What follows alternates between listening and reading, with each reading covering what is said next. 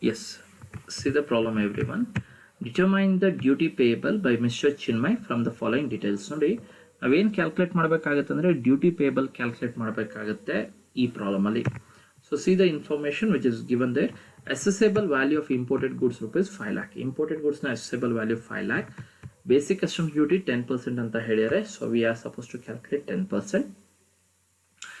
Goods is liable for payment of safeguard duty at 15%. Safeguard duty 15% calculate ಮಾಡಬೇಕಾಗುತ್ತೆ. Compensation cess at 28% and IGST at 12%. ನೋಡಿ compensation cess 28%, IGST at 12%. But ಇದ್ರ ಜೊತೆಗೆ social welfare surcharge at 10% ನಾವು calculate ಮಾಡಬೇಕು. Even if the problem is silent, even if the problem doesn't mention to calculate social welfare surcharge, ನಾವು social welfare ಸರ್ಚಾರ್ಜ್ನ calculate ಮಾಡಬೇಕು at 10%. And this question was asked for BCom students in the year 2018 semester. Yes, see the problem, and the heading will be computation of customs duty payable.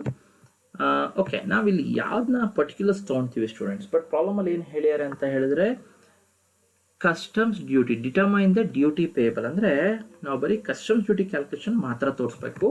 Cost of import column ಇಲ್ಲ. Previous videos ನೀವು ನೋಡಿದ್ದೆ ಆದರೆ ಅಲ್ಲಿ duty payable ಕೇಳಿದ್ದಾರೆ, ಹಾಗೆ cost of import ಕೇಳಿದ್ದಾರೆ. But ಇಲ್ಲಿ cost of import ಕೇಳಿಲ್ಲ, ಬರೀ ಡ್ಯೂಟಿ ಪೇಬಲ್ ಮಾತ್ರ ಹೇಳಿರೋದ್ರಿಂದ ಕಾಸ್ಟ್ ಆಫ್ ಇಂಪೋರ್ಟ್ನ ನಾವು ತೋರಿಸ್ಬಾರ್ದು. ನಾವು in order to begin with the solution part, first ನಾವು ಅಸೆಸೇಬಲ್ ವ್ಯಾಲ್ಯೂ ತೊಗೊಬೇಕಾಗುತ್ತೆ. ಈಗ ಅಸೆಸೇಬಲ್ ವ್ಯಾಲ್ಯೂ ನೀವು ಪ್ರೀವಿಯಸ್ ವಿಡಿಯೋಸ್ನ ನೋಡಿದ್ದೆ ಆದರೆ ಅಸೆಸೇಬಲ್ ವ್ಯಾಲ್ಯೂ ಅಮೌಂಟ್ನ ನಾವು ಯಾವ ಕಾಲಮಲ್ಲಿ ತೋರಿಸ್ತೀವಿ ಅಂತ ಹೇಳಿದ್ರೆ ಕಾಸ್ಟ್ ಆಫ್ ಇಂಪೋರ್ಟ್ ಕಾಲಮಲ್ಲಿ ತೋರಿಸ್ತೀವಿ. ಕಾಸ್ಟ್ ಆಫ್ ಇಂಪೋರ್ಟ್ ಕಾಲಮಲ್ಲಿ ಅಸೆಸೇಬಲ್ ವ್ಯಾಲ್ಯೂ ತೋರಿಸ್ತೀವಿ. ಇಲ್ಲಿ ಕಾಸ್ಟ್ ಆಫ್ ಇಂಪೋರ್ಟ್ ಇಲ್ಲ. I hope you can understand. Cost of import ಇದ್ದರೆ ಅಲ್ಲೇ ಅಸೆಸೇಬಲ್ ವ್ಯಾಲ್ಯೂ 5 lakh ಅಂತ ತೋರಿಸ್ಬೋದಿತ್ತು. ಕಾಸ್ಟ್ ಆಫ್ ಇಂಪೋರ್ಟ್ ಇಲ್ಲ, ಹಾಗಾಗಿ ಅಸೆಸೇಬಲ್ ವ್ಯಾಲ್ಯೂನ ನಾವು ತೋರಿಸಲ್ಲ. ಯಾಕಂದರೆ you cannot show assessable value in the duty column because assessable value is not the duty. ಅಂದರೆ assessable value ಅನ್ನೋದು tax ಅಲ್ಲ, ಹಾಗಾಗಿ ಡ್ಯೂಟಿ ಕಾಲಮ್ ಅಲ್ಲಿ ತೋರ್ಸಕ್ಕಾಗಲ್ಲ.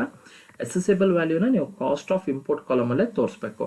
But cost of import is not required in this problem. ಈ problem ಅಲ್ಲಿ ಹೇಳಿಲ್ಲ, ಹಾಗಾಗಿ assessable value ತೋರಿಸ್ಬೇಕಂತೇನಿಲ್ಲ. Straight away begin with the first part of our calculation, basic customs duty. ಎಷ್ಟು ಹೇಳಿದ್ದಾರೆ ಅಂತ ಹೇಳಿದ್ರೆ 10% ಅಂತ ಹೇಳಿದ್ದಾರೆ. ಅಸೆಸೇಬಲ್ ವ್ಯಾಲ್ಯೂ 5 lakh, 5 lakh ಮೇಲೆ 10% ಅಂತ ಹೇಳಿದ್ರೆ 50,000. NCCD ಹೇಳ್ಯಾರ ಅಂತ ನೋಡಿ. National calamity contingent duty problem ಅಲ್ಲಿ ಹೇಳಿಲ್ಲ. ಕೌಂಟ್ ವೆಲ್ಲಿಂಗ್ ಡ್ಯೂಟಿ ಹೇಳಿಲ್ಲ. So first part of our calculation is finished. 50,000 total 50,000 ಬರುತ್ತೆ. So in front of that you can write it as total A R sub total A ಅಂತ ಬರೀಬೋದು. Next is social welfare surcharge at 10%. ಅವರು ಹೇಳಿಲ್ಲ ಅಂದರೂ ನೀವು calculate ಮಾಡಬೇಕಾಗುತ್ತೆ. Social welfare surcharge ಯಾವುದ್ರ ಮೇಲೆ ಕ್ಯಾಲ್ಕುಲೇಟ್ ಮಾಡಬೇಕು ಅಂತ, ಸಬ್ ಟೋಟಲ್ ಎ ಏನು ಬಂದಿರುತ್ತೆ, ಸಬ್ ಟೋಟಲ್ ಎ ಅಲ್ಲಿ ಡ್ಯೂಟಿ ಪೇಯಬಲ್ ಮೇಲೆ ನಾವು ಕ್ಯಾಲ್ಕುಲೇಟ್ ಮಾಡಬೇಕು. ಸಬ್ ಟೋಟಲ್ ಎ ಅಂದರೆ ಟೋಟಲ್ ಅದು. ಸೊ ಆ ಸಬ್ ಟೋಟಲ್ ಎ ಅಲ್ಲಿ ಯಾವ ಟೋಟಲ್ ಕನ್ಸಿಡರ್ ಮಾಡಬೇಕಂತ ಹೇಳಿದ್ರೆ ಡ್ಯೂಟಿ ಪೇಯಬಲ್. ಸೊ ಇಲ್ಲಿ ಒಂದೇ ಅಮೌಂಟ್ ಕಾಲಮ್ ಇದೆ, ಹಾಗಾಗಿ ಸಮಸ್ಯೆ ಆಗಲ್ಲ. So 50,000 is the duty payable. 50,000 ಮೇಲೆ 10%, so it will be 5,000.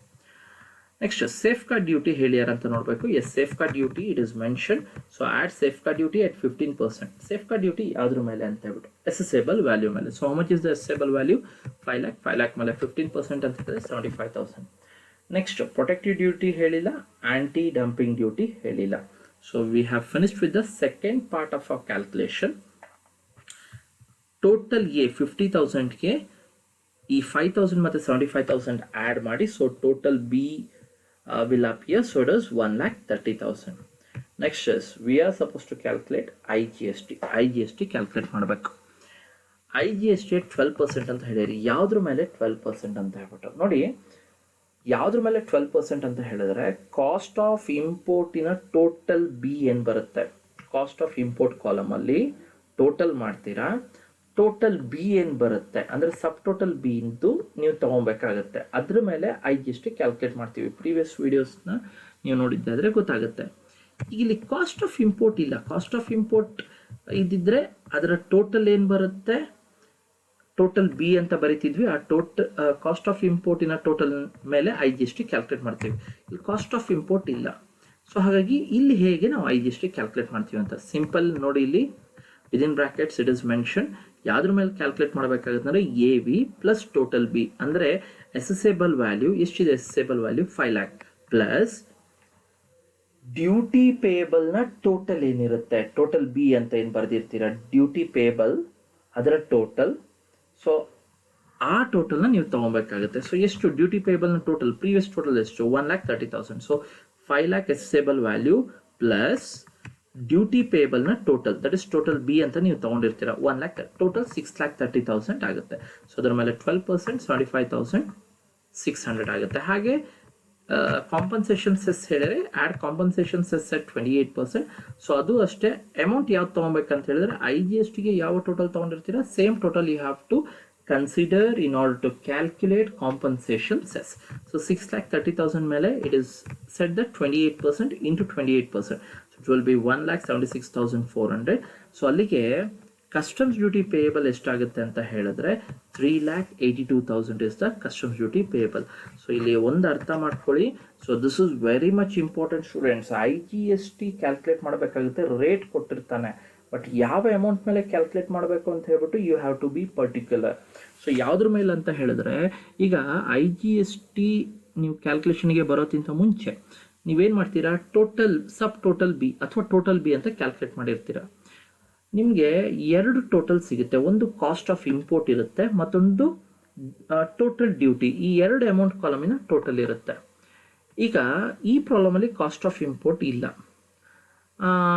Cost of import ಇದ್ದಿದ್ರೆ ಈ ಪ್ರಾಬ್ಲಮಲ್ಲಿ ಇದ್ದಿದ್ರೆ ಅವಾಗ ಕಾಸ್ಟ್ ಆಫ್ ಇಂಪೋರ್ಟಿನ ಟೋಟಲ್ ಏನು ಬರ್ತಿತ್ತು ಟೋಟಲ್ ಬಿ ಅಂತ ಅದನ್ನ ನಾವು ಕನ್ಸಿಡರ್ ಮಾಡ್ತಾ ಇದ್ವಿ ಕಾಸ್ಟ್ ಆಫ್ ಇಂಪೋರ್ಟಿನ ಟೋಟಲ್ ಆ ಟೋಟಲ್ ಮೇಲೆ IGST ಕ್ಯಾಲ್ಕುಲೇಟ್ ಮಾಡ್ತಿದ್ವಿ ಈಗ ಇಲ್ಲಿ we don't require cost of import because it is not said in the problem to calculate cost of import calculate ಮಾಡಿ ಅಂತ ಹೇಳಿಲ್ಲ ಸೊ ಈ ಸಂದರ್ಭದಲ್ಲಿ how you are going to calculate IGST ಅಥವಾ on what amount you are going to calculate IGST ಯಾವ amount ಮೇಲೆ ಅಂತ ಹೇಳಿದ್ರೆ ಸಿಂಪಲ್ ಸ್ಟೂಡೆಂಟ್ಸ್ ಎಸೆಸೇಬಲ್ ವ್ಯಾಲ್ಯೂನ ಕನ್ಸಿಡರ್ ಮಾಡಿ ಪ್ಲಸ್